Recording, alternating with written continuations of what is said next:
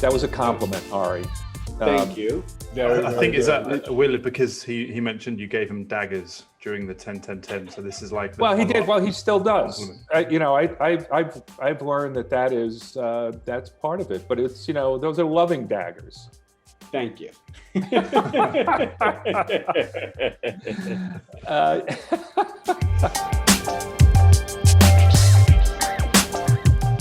Okay, well, welcome to the stream, an unscripted, unedited, free-flowing conversation featuring guests who reject the status quo with a bias for action in the world of water and beyond. My name is Tom Freyberg. I'm an environmental journalist and content creator specializing in water. And I'm Will Sarney, a water strategy consultant, doing my part to solve wicked water problems.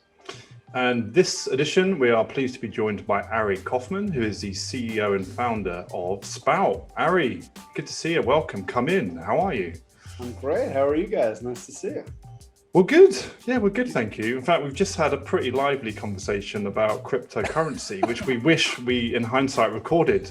Dogecoin, Bitcoin, Ether, Doge to the moon, all that stuff, right?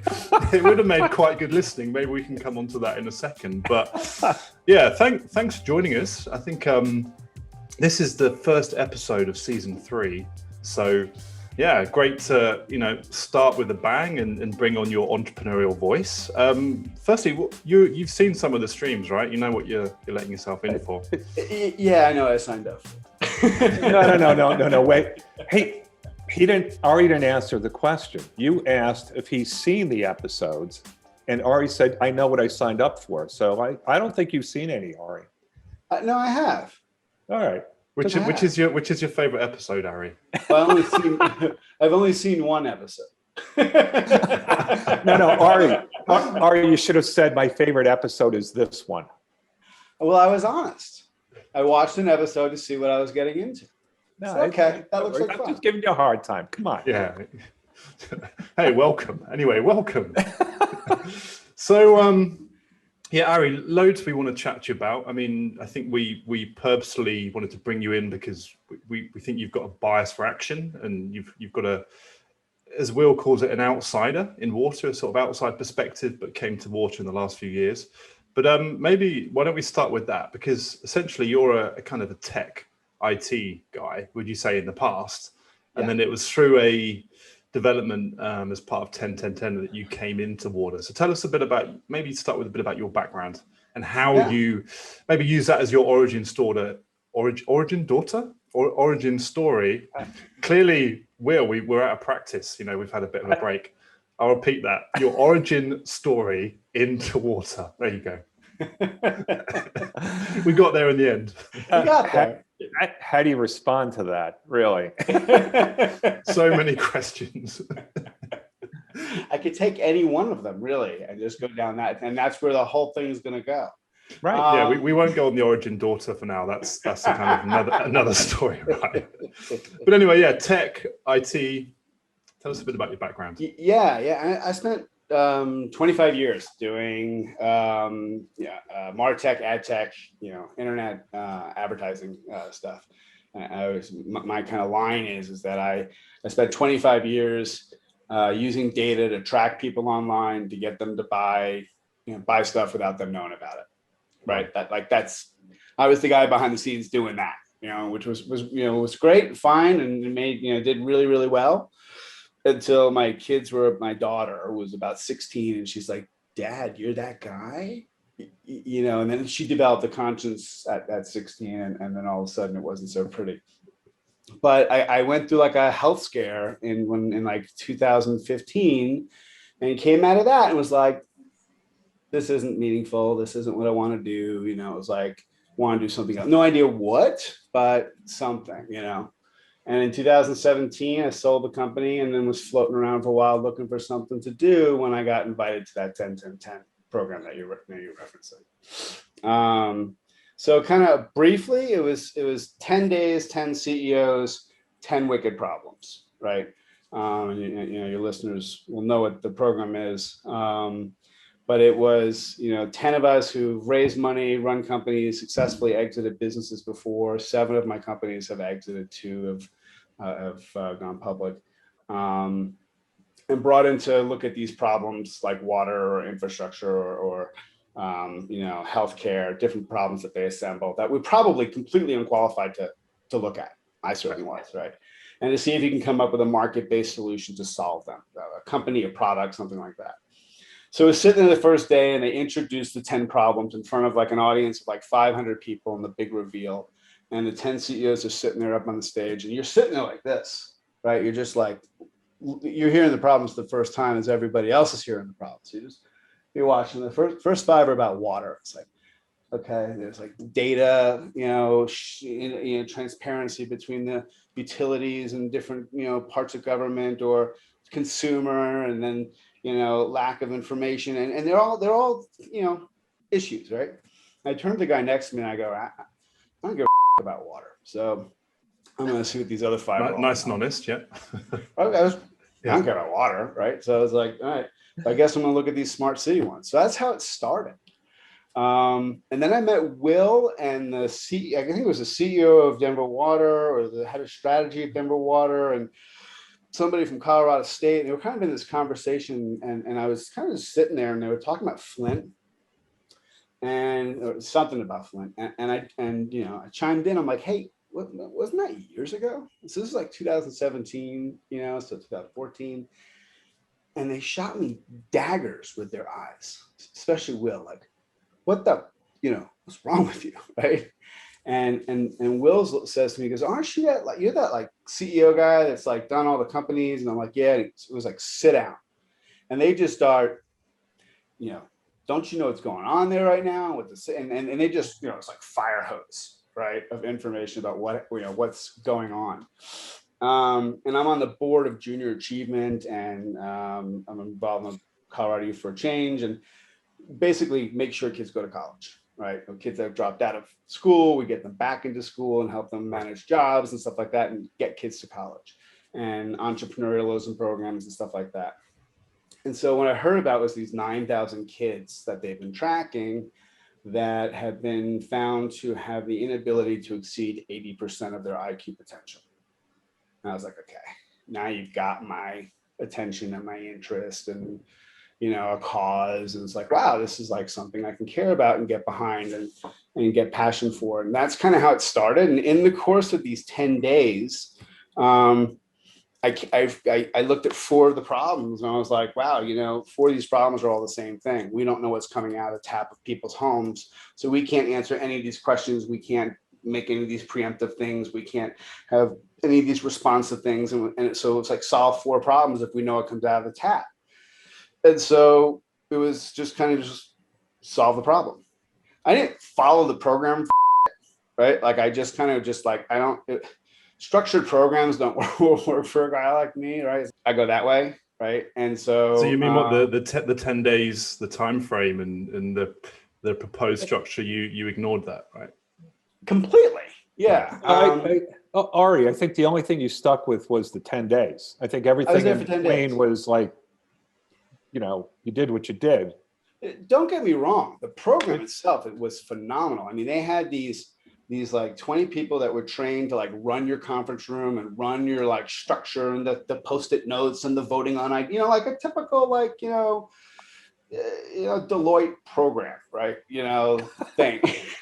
like that kind of sessions, right? And then they had all these volunteers that like wanted to be on your team and work with you and like maybe get a job or who knows. And then you had all these like validators, like people like Will that were like subject matter experts, some very prominent people and stuff like that were there for either 1 or all 10 days to just help and answer questions and make networking connections for you. And so I looked at that and was like, okay, I'm not following this 10-day program that like on the 8th, 9th, 10th day, you have your answer. Like, I'm just going to out of this system and use everything it has. I had like 80 meetings in like 8 days, right? Like just power. Like I just went through the list of everybody that was there and started calling them and setting up 5-minute meetings to create a network, right? For after the program, right? Like it was just like, I was just thinking, who am I going to need? And then by the second day, I had my product. All right. So it was like, I'm not using this program. Now I'm just going to use everything this program has to solve to come up with a product so that I could build a business afterwards. It sounds as if from what you're saying, from your first ventures where it was a comment from your daughter about kind of tracking people on the internet, through to the impact of lead contamination on children's IQ and development, were the kind of the trigger points for you, right? In terms of your direction, the impact on children, on development of kids, were kind of forced you into that crossroads for you to take a slightly different journey. So then why, because obviously with what you're doing now, it's about detecting and giving people data on what's in their water, as opposed to the other side of it, which is the treatment, coming up with something to remove it from the water, which I know from the previous work on, Brave Blue World, Jaden Smith and the Water Box and 501(c)(3, that's another angle that they came at it from this problem. So why did you go after that particular angle throughout the 10 days then? So, I mentioned to you that I've had 7 previous companies. And exits, right? Like I've done one company was an abysmal crash and burn, bloody as hell, like, bankrupted myself, ugly, right? And that was the best one, right? That was obviously the best lesson. Everybody always says that was the best lesson. It really, really was. Like, that's the one where I realized all the things that I don't know and should never do again, right? Like, stay away. Like, I'm not good at those things. Stay away from those things. That's what I learned. But you learned from the mistakes, right? Totally. Yeah. But most people say I learned from the mistakes, and so now I'm going to learn how to do that. What I learned is learn from your mistakes and then don't be the person that does that, right? Like that's your weakness, is stay the away from them and give other people the right. That's where you hire. You first places you hire. You're not good at that, obviously. So that's where you hire people, right? Right. So when I said to you that I wanted to do something meaningful, it doesn't mean that I give up my business cycle, my business sense, right? Like, so when I was in the program at 10-10-10, one of the things that they joked about with me is I'm a capitalist, right? So it's like, there's a difference between build it and they will come, and see where they are and build something they will buy. And I think that one of the fundamental differences between somebody like me and a product person or a solver is that I have the perspective, and this is something that I've just always been really good at, is I see a situation and I know where it's going, or I see a situation and I see what's not servicing it, or I see how people spend money today and realize that they would equally move that money and spend it this way also. And if you shift, and I can look at an existing product and see how, if you would just went like this with it, you've got a blue ocean opportunity, right? And that's like my core skill set. And so it wasn't a matter of looking at Flint and the lead problem going, I need to solve that. What I looked at it is I said, everybody's trying to solve that, right? So I stepped back and said, what do they need, right? Because if that's where money's getting spent, what do they need? Oh, they don't know where the lead lines are. Solve that. Then I'm the only one servicing everybody. Right. So that's why I said, I'm not going to solve this thing. I'm just going to create the identification. They all need that.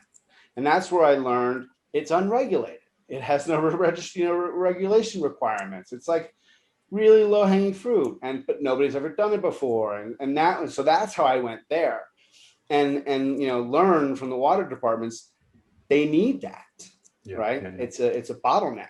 And so that's how I kind of went into, I'm not going to solve the whole thing. I'm going to solve this part, right? Because it's a bottleneck and nobody else is doing it. So that's how I went into just detection. Ari, looking back on the process, and when I met you, pretty clear to me that you were pretty early in this whole movement towards real-time data. And now people talk about, well, we really need real-time data, whether it's from satellite or, IoT devices, whatever it may be. But, and you and I have talked about this quite a bit, that is probably the most transformative aspect of the world of water right now, which is giving giving people real-time data so they know what goes in their mouth, as opposed to waiting for a regulatory agency or other entity to tell them what they put in their mouth over the past year may not have been very good for them. So, as a way to influence public policy and drive technology innovation, it's an incredibly powerful lever to pull in the world of water. Well, I mean, that was a compliment, Ari. Thank you. I think is that Will, because he mentioned you gave him daggers during the 10-10-10. So this is like he did. Well, he still does. Compliment. I've learned that is that's part of it. But it's those are loving daggers. Thank you.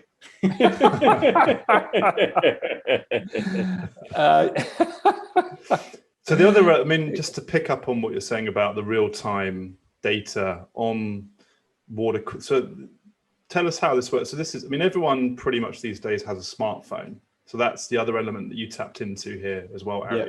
Right. Yeah. So tell us briefly kind of how that works, because there's lots of things you said I think we can pick up on. One was about the company that crashed and burned and learning from that, and maybe kind of, owning that or owning what you've done. I think I want to come onto that. But that smartphone angle and how integrating that with connecting people to water, tell us about that angle, because obviously that was part of what you're doing here as well. Well, it's kind of you're right, and thank you. I say thank you because you're recognizing a part of kind of what I refer to as the elegance of the model of all the different things it brought together at the same time. Right. So it brings together awareness, it brings together community, it brings together solutions, right? And it brings together support all at the same time, right? And so that's it does so in a bit of a subversive way, which it plays to kind of the weakness of each of the targets that can get it to the kitchen counter, right? So so to the consumer, there's the digital media marketing background, right? So I spent 25 years targeting people online and knowing how to get them to do stuff. So who's going to buy this? This is a spout, right? This is the product. So this is the test. This is the reader. You put water in here, and it gets prepped in here, and there's a test on the back. You stick it in here, and then 22 minutes later, the results are beamed from here to your smartphone via Bluetooth, and the results show up on your smartphone, and then those results get sent to us in real time, right? And then we share those with everybody, right? That's basically what it does. Mm-hmm. So, for a consumer, I said, okay, well, who would buy this thing, right? Just a consumer, who would want to buy this? So we did all these focus groups, and we said, household income and age group with kids in the home and education level. And we found 100 million households in the United States that are involved in conversations about safety of their water. Is my water safe to drink? They click on links, stuff like that. So we're like, okay, let's run a test campaign and see who would buy this thing. And we found a cost per click target of 5 cents and a response rate of 10%. And we were like, okay, it's a $5 cost per acquisition for a customer. All day long, we can sell this thing through advertising on social media. Is your water safe to drink? Right? So we're like, there's a business right there. And then with the utilities, we have relationships with Denver Water and other water companies, and they're now getting ready to fix all the water service lines, hopefully, because the administration is pushing money down to fix all the lead service lines across the country. So we've positioned this thing with them so that they can use this to collect data. Right. There's an article coming in from both sides. Yeah. Someone shared an article yesterday on there's a Denver Post, and they're saying, is it 500 billion spend to change 84,000 connections within the Denver water area? But it is, but on top of that, you also have to measure 150,000 homes. Right. And you have to continue to measure those 150,000 dwindling down to 80,000 over 15 years. Once the lead service lines have been replaced. So they've all been continuing replaced. To measure. Right. Okay. Got to track them. And so that's what they want to do, is have a spout in each of these homes and be tracking them every 6 months. Right. Right. Gotcha. In doing that. And so, when I started to, just to complete to you before, is the other two things that Spout does is when you use it, it shows you solutions that you can connect to, RO systems and filtration, stuff like that. So it brings a solution to you. Right. And the last thing is we share the data with everybody, so that it ties into social media, and then communities can use it. And so we bring everything together, right? Ari, anonymized data. Anonymized data. Yeah. Right. It's not your household, but it's like your block. Right, because people are always concerned about Privacy. Yeah. sharing my data, but one of the key points here is that it's anonymous. So Right. it's like those technologies that give you the ability to compare your water use against your neighbor, your Right. community, which then benefits the utility on demand management side of it. But what we're not doing, which is my former generation of businesses would always do, which is monetize data, is we're democratizing the data. So we're making it free, so that it goes into social media. So you can be like, hey, am I an isolated problem? Or is my community having an issue? In which case, is my community activate and then communicate with our electorate, so that money is getting appropriated to fix our community faster. Right. And in collaboration with the utilities, because Yes. there's also, I wouldn't say concern, but this is like collective action in the world of water. It is, okay, you're democratizing access to data and turning it into actionable information, not in competition with the utility, but in partnership with the utility. Totally in partnership with the utility. And that's I think that's part of the challenge here, that in a lot of ways, what we're seeing with real-time data is that it's not opposed to somebody else. It benefits a range of stakeholders. It's certainly disruptive. Yes. From the status quo, which, obviously Tom and I beat on all the time in terms of what we want to drive. But I think that's a really important point, that it benefits people that, other folks might not think, would see value in it. If that makes sense. Yeah. You're nailing it. And we even go one step further, which is as we push this thing into communities, one of our marketing approaches is to identify and tag activators in the communities that will become a voice for their communities and help them, feed them information so that they can activate into the utility. Like we're creating an activator out of the community that will take a role. And it's we interesting do that this you've used the word activator and not influencer, which is Will knows my views on that particular I word. Well, so how are you determining who becomes an activator, right? I'm about to find out who's who here, okay? Go on. Because we find influencers.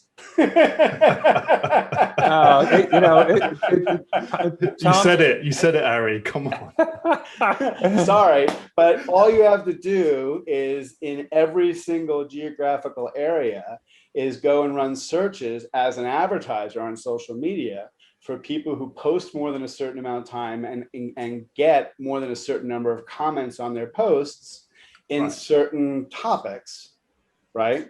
So I can basically look at my 100 million and find who are the posters that get followers, right? So it's and then I can go ahead and target them and send them spouts. Right. So based on engagement, data on social media. Based on the engagement data. And then I can turn them into activators by sending them data on a regular basis. And I can send them data in a holistic way, right? I can send them a booklet in the mail because I can use Axiom to get their home address. I can go ahead and send them email. I can have a call campaign on them. I can turn them into activators. So, Tom, are we influencers, activators, or something else? Yeah, I think this is a Will, you know my thoughts on this topic. I think when people are self-declared influencers, is one of my pet hates. People say, "Hey, I'm an influencer." Like, no, go away. Like, not if you self-declare one. I think but if other people are saying you're an influencer, that's a different thing, right?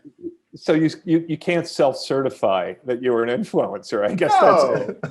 No. I think if somebody, it's like, when it comes back to school, like if somebody gives you a nickname, it kind of sticks. Like, oh yeah, it's when people give themselves a nickname and hope that it sticks. It's a very similar mentality. Yeah, but anyway, I don't want to go down. way. We could do a whole episode on influence as well. But yeah, go on. Can I just pivot for a minute? I'll dig us out of this one. Go on. So Ari, when I first met you showed me your pen that had a inscription on it. Yeah. And that has stuck with me, obviously. And I think you probably told me this a couple times also, but can you share that inscription and how you got to that point? You still have the pen? How I got to the point? Oh, he's probably got a case of them. I don't have a case of them. No? No, not at all. Oh. You mean the backstory of where these pens come from? Well, the company culture.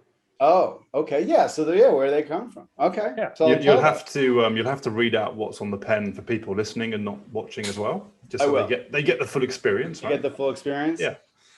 Okay. The big reveal. Let's see this pen. No pressure on this. I've never known so much pressure. I have to tell you the story and then show you the pen. Okay. Okay. So now there's like a there's a reveal, exactly. Okay. So each of the so self-growth, right? So each of the companies that I've had over the course of my career, not in the beginning, but later on, I think it probably happened after I got fired from a company. So that's a big thing, right? To be able to say I got fired, right? Yeah. And that's a little therapy in there, obviously. But then also just a mentor of mine who, when I got fired from a job back in like 2009 or 2010, and the story doesn't matter, but I called my mentor and I'm like, dude, I just got fired. He's like, congratulations. I'm like, what? He's like, you got canned. And I'm like, what? And like, I was brought to that VC firm and made an EIR right after that. And like the next day, he's like, come over, sit down, here's your phone, here's your thing, and you're working from 8 to 5:30. And, okay. He's like, you're working on networking, but congratulations, and turned it into a thing, right? Like, it was a catalyst that enabled your next move. Yeah, right? but yeah. I digressed on that. But the point is that from that point forward, every job I ever had became about what's my personal growth? Because I grew from that like immediately. What's my personal growth challenge for each new job that I'm going to have, right? And so each job that I've had along the years, there's been something about myself that I've tried to get out of it. And so that turned into kind of a theme for me in interview processes with people would be like, so what do you want to get out of the company, right? Like, I know you're here and we're, what do you want from this job, right? And so eventually in my last job, prior to Spout, was a company called Placeable that I had for about 5 years. And I would interview people and, when somebody would work for the company and you get like your goals, right? Your goals would have like their objectives. And we did these things called MBOs, managed by objectives. People have different versions of this stuff. And you have like 3 of them for the year or whatever, and they would map to your bonus. And so we call them your bullets. And so, but we had a 4th bullet. And so the 4th bullet was something that tied to a question that I would ask people when they were getting hired. And I interviewed everybody when they came in. We had like 75 people in the company. And I would say to them, so listen, I understand why you want to work here. And if you take the job, it means that obviously we're paying you well because it was enough for you to take the job. But 3 months from now, that won't be why you stay, right? It won't be the money. It'll be the challenges. It'll be the opportunities, it'll be the people, it'll be all this other stuff.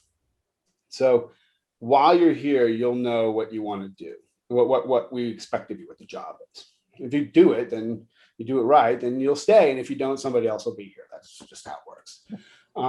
So you've got these 3 bullets, right? And these are sort of your high level objectives of what we expect your job to do. The 4th bullet is something else. And the fourth bullet is part of your bonus. The fourth bullet is called aptly the bullet, is what do you want from us? Because you're going to leave my company one day. And I'm not an idiot. I know you're going to leave. And you're going to leave probably sooner than I want you to, or you're going to leave sooner than you want to. But either way, while you're here, I want to know something that you want from the company. What do you want from me?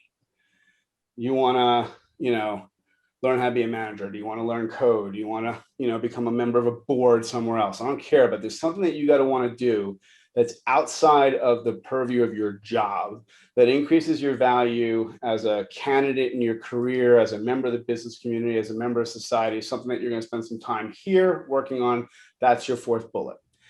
People would come up with this project for the course of the year. They'd work about 10% of their 10, 15, and then extracurricular time.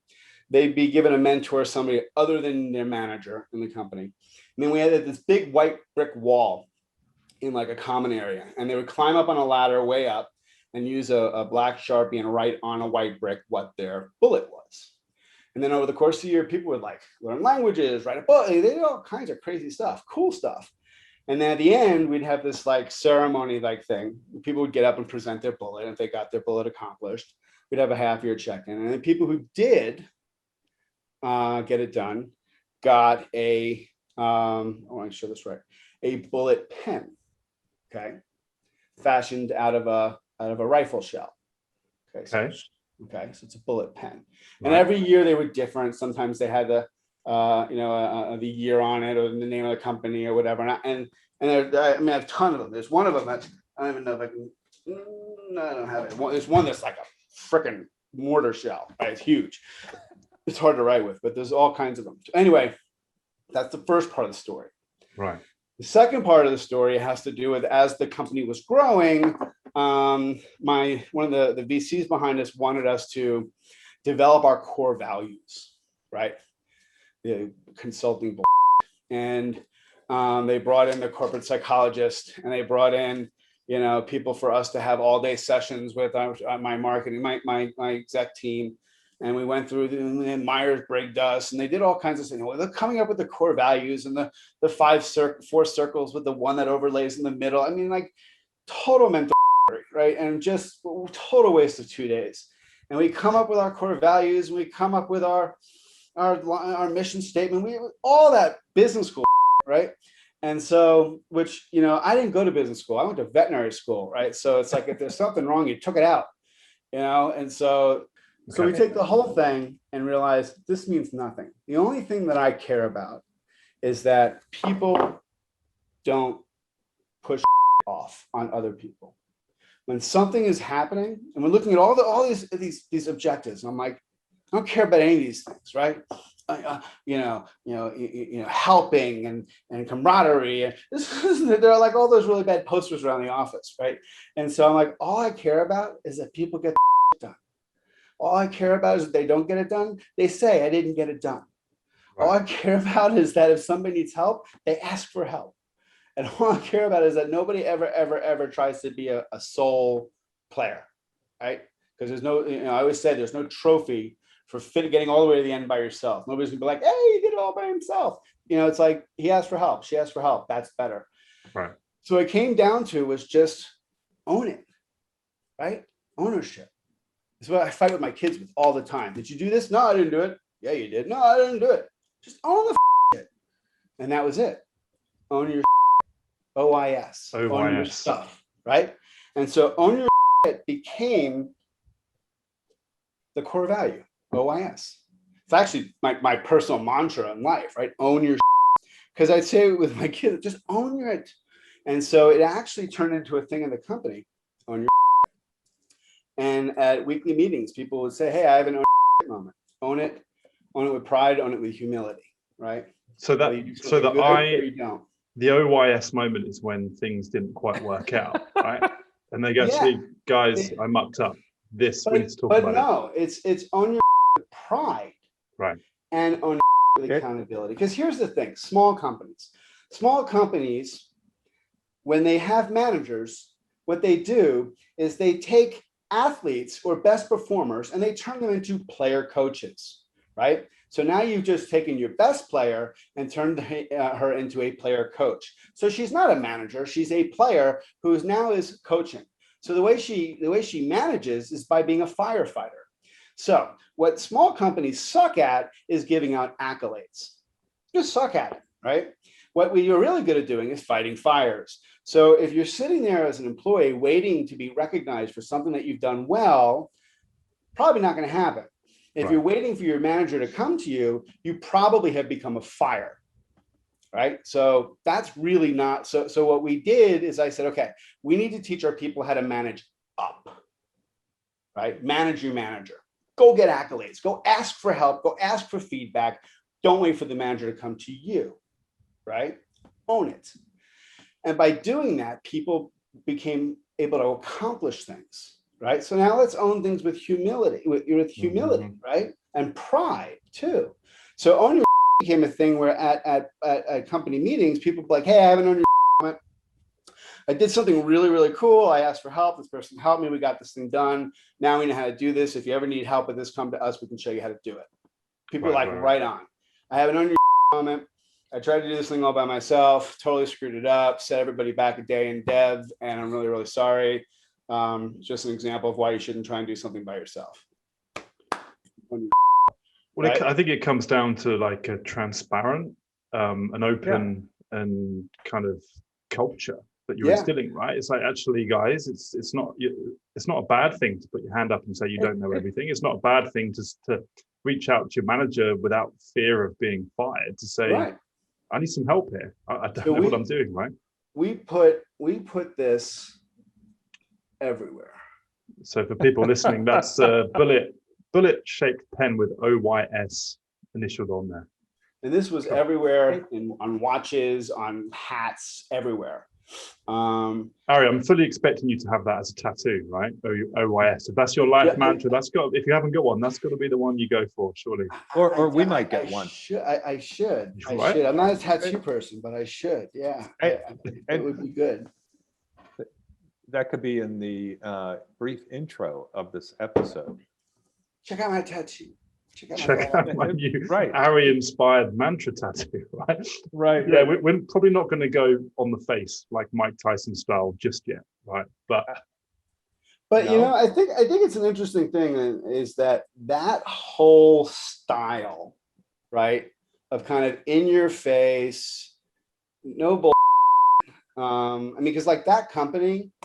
No water cooler conversations, no grapevine. When I got sick and was out of the office for 6 months, not one employee left, not one client canceled. Like that company, people came and visited me. Like I cracked the culture code. That was what I always say. It's like, figured it out. I figured out how to build a place where people want to go. Yeah. And a successful company. Like that was cool. So, you know, like being able to do that, you know, as a kind of a blow through the walls kind of person, and then moving into the world of water was like, right? You know, it came into a very different environment. And Will's been an amazing guide on it because he keeps saying, blow through that wall, blow through that wall, blow through that wall. You know, like there's people all over the water sector that want change, that want momentum, that want you know, to disrupt. And it takes people like me, and I'm finding a lot more of them, to just go for it. I like that phrase you use, cracked the culture code. I think that's brilliant. Yeah. I mean, there's a well-known CEO of a craft beer company, which is currently in the press around this whole, the culture of a rapidly growing company, and it's currently coming under scrutiny. But maybe that's something we can touch upon in a later episode once the dust is settled. There we go. Perfect segue, Ari, into another episode. There you go. All right. Well, listen, Ari, we're out of time. We're going to have to sign off. Wanted to talk to you more about some investment, and maybe you know we'll have you back in season 4 to maybe do a part 2. Cool. Great. Not maybe, definitely. But of course, we both expect pens with OYS on them. I'll have to get you guys some pens. Awesome. We're due for new pens. updated pens. And we're due for FaceTime. We're due for FaceTime. Like, Yeah. I mean, this is FaceTime, but not for real. Right. Physical FaceTime, not virtual FaceTime, right? Virtual, But, real face, like face to face, I think is probably Yeah. the right way. Face to, there we go. All right. Well, cool. it might be a bit longer for me to join you guys, but for the meantime, yeah, the pen would be great, Ari. not that we take payment in stationery for appearing on the stream, of course, but it actually looks like a pretty cool pen, and I love the OYS mantra. So as well as cracking the culture code, I may have to use that in the headline in the future. So keep an eye out for it. Feel free to take both. Well, listen, thanks for joining us and telling us your story, and good luck for the rest of the development at Spout and what you're doing. I think in terms of lead contamination in water is one of the biggest public health concerns right now. So I think in terms of bringing an entrepreneurial eye to that problem, we need more outsiders like you to do that. So Will, any final comments from you? Final?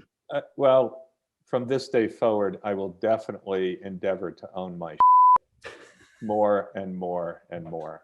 I'm being, this is my serious look. I'm being serious. I think everyone should, right? It should be a mantra for everyone to. Yeah, I agree. All right. Great stuff. All right. Awesome, guys. Thanks, Be Ari. safe. Thanks, Will. Take Thanks, care. guys. Bye-bye. Bye.